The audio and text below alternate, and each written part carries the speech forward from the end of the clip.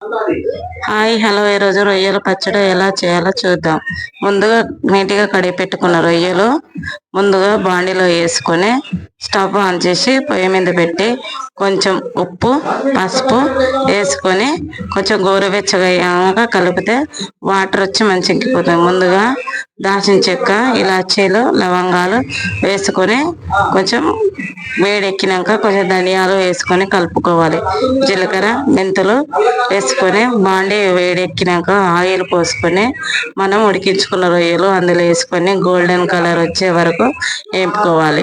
ఉప్పు రుచికి సరిపడా, పసుపు అదే దాంట్లో రుచికి సరిపడా కారం, అల్లం వెల్లిగడ్డ, దంచి పెట్టుకున్న మసాలా అన్నీ వేసుకొని ముక్కకు పట్టేలా బాగా కలుపుకోవాలి.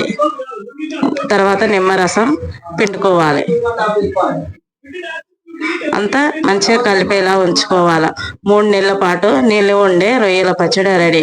మా ఛానల్ కొత్తగా చూసిన వాళ్ళు సబ్స్క్రైబ్